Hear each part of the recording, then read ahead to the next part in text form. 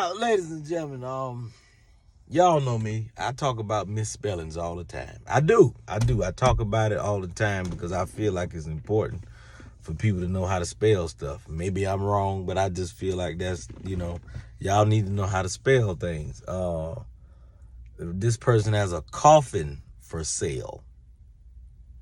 And instead of spelling it Coffin, which is coffin, it's a coffin, they have Coughin, like coughing.